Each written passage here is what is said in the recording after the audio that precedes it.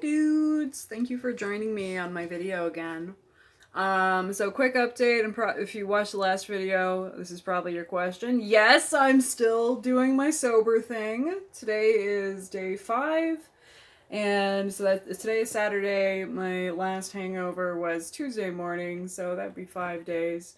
And I'm not smoking cigarettes either, so that's really good. I mean, look at how incredibly put together my life is. I military style made my bed, and I went to IKEA and I got myself a desk for working at, which I will show you now. Okay, that's the chair, and I realized that I got 2 separate boxes. It's a chair that comes in a bunch of different colors, and I got the black top, but I didn't realize that I got the white base, so I have a 2-color chair, which I'm gonna go back in tomorrow and swap out one of the pieces, I'm not sure yet. And then that's the desk, isn't it beautiful? It's like kind of like a faux wood. And like, oh, look at these little drawers. Oh, I die. I love it. I love it so much.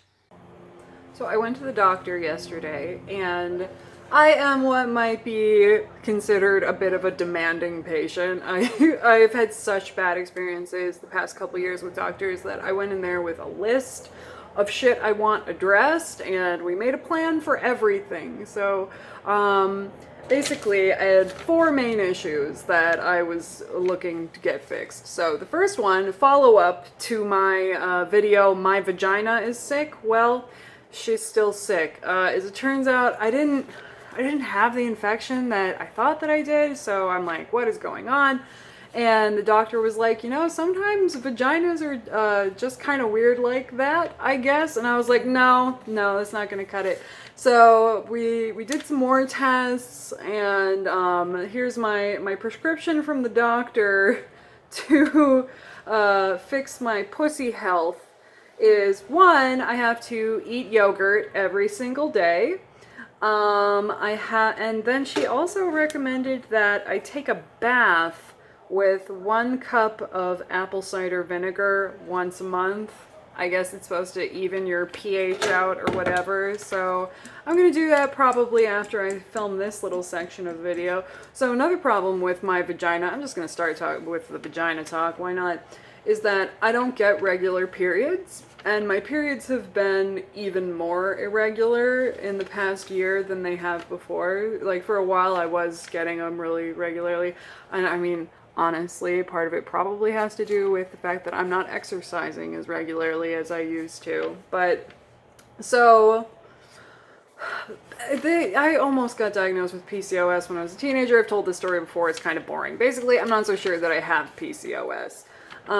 So I am going to go in for some labs on Monday morning. I'm going to get my hormones checked, including my cortisol levels. Cortisol, I don't know. The doctor was saying cortisol, but I say cortisol. Anyway, I'm going to go in, I'm going to get those, hormones checked, because who knows, maybe I am just a woman with higher testosterone, possibly low estrogen, something like that, I don't know. But also the cortisol levels are something that are connected to PTSD, is that if you have PTSD, your cortisol levels are just raised all the time, which can cause like irregular cycles, it can cause like masculinization, which is like some of the things that I have, where it's like I have facial hair, you know, I don't get regular periods, so who knows, if my cortisol levels are high, I don't know what the step is from there, but I absolutely insisted that we test them, even though she was like, I'm not so sure that that is necessary. Another thing that she said she didn't know was necessary is I want an ultrasound. I want an ultrasound on my vaginal parts to make sure that there is nothing going on there, because I feel like something is wrong. And she was like, I don't think that's necessary. And I was like, I don't care. Schedule it. And she was like, part of it, they're gonna have to like stick something in your vagina to do this. And I was like, great. Good. Bring it on. Do it. At least I'll be getting some action anyway. So yeah, in addition to that, she also prescribed me the birth control pill, which I've taken in the past, but it's had very bad side effects on my mental health. Like, as a mentally ill person, there's some medications I'm just not able to take because I take them for 2 weeks and then I'm a nightmare person. But I'm gonna give this a shot. Again, it's been about 6 years since I've taken them, and I'm at a better place in my life, not only substance use wise, even before I decided I was gonna go sober a little bit, I'm a lot more grounded than I used to be, let's say that. I don't drink, even drinking a lot, I don't drink nearly as much as I used to, and I don't do any drugs anymore, so I'm gonna try that again. And I have more, tools in my mental toolbox to help combat whatever kind of emotional symptoms I get from the birth control pill, because if that can help regulate my period, then I really want to do that, because not getting your period for like 2 months at a time is so miserable, physically, emotionally, just anxiety about, like, if I'm having sex, oh, am I pregnant? If I'm not having sex, can I never have children? Like, that sort of thing. So I'm gonna get that all sorted out. That's all on my to-do list. My next problem that I went in there for is also something I addressed in a previous video. I believe it's actually the My Vagina's Sick video again. Is that I've just been like having really intense bowel symptoms, like super constipated, super bloated, and strangely enough, this is another thing, along with like the cortisol levels from PTSD that can fuck up your cycles.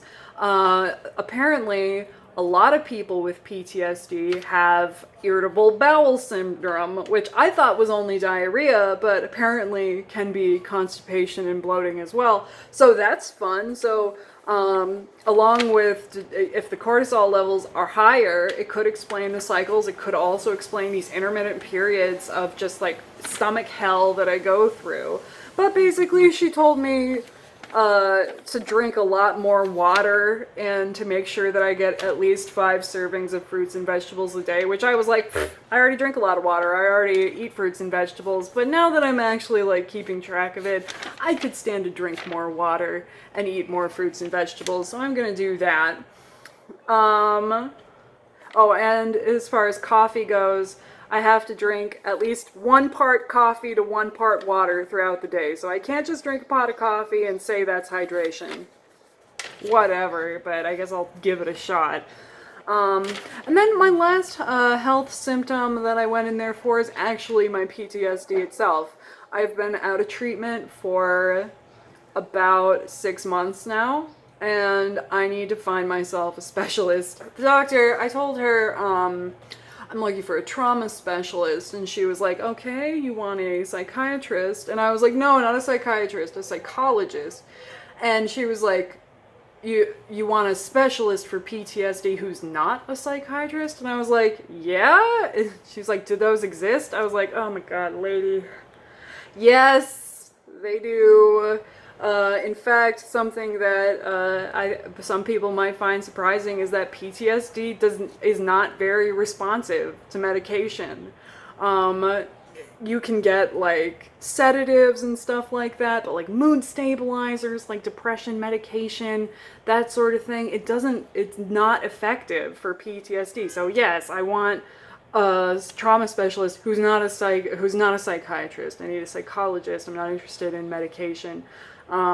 So basically she told me that I'm kind of on my own for that one. Like, she gave me a list of clinics where maybe I could find something like that, but I think that I'm gonna have to do a lot more searching around in order to find a specialist who can actually help me with what I need.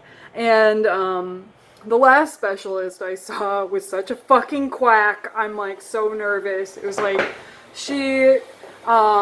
well, I could go into a lot of things, but let's just say she couldn't keep her religion out of the conversation, and I would ask her multiple times, like, I am not religious, I do not want to talk about your religion, it makes me really uncomfortable, please don't talk about your religion. And then, like, 1 session later, she's talking about spirits as I'm, like, revealing, like, very vulnerable, like, traumatic things about myself, and then she comes in with the spirit talk. I can't handle it. Can't handle it. Like, I'm definitely gonna need someone who's not a quack, and someone who is specifically trained in PTSD, also the physiological side effects of PTSD. Like, I'm at a college reading level with my learning about PTSD, and I need someone who's gonna meet me there and not insist that they start me at the kindergarten level. You know what I mean?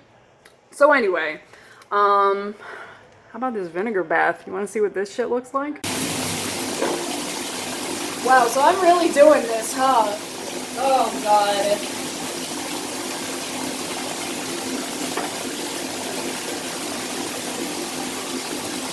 Oh god, that's so much vinegar. Oh my good god. A cup of vinegar is like way more than you think it's gonna be.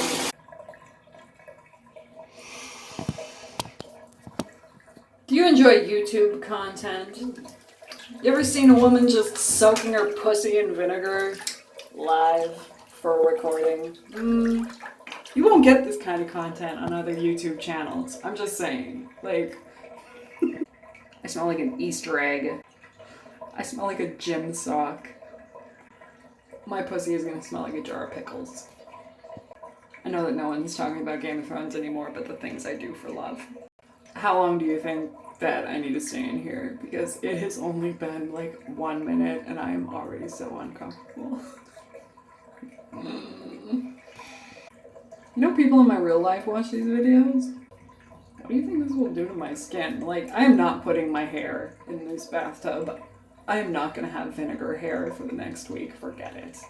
But I'm definitely gonna have to rinse off in the shower. Like, should I just be soaking? Should I be trying to clean out my vagina with this bathtub solution? Like, I don't know. Like, how does it work? Also, does this work? Am I just going to another quack doctor, like, taking a bath with vinegar? Come on. Okay, well, I think I'm gonna rinse off and get out now. So, thank you for accompanying me on this journey, and I will see you in my next video. Thank you.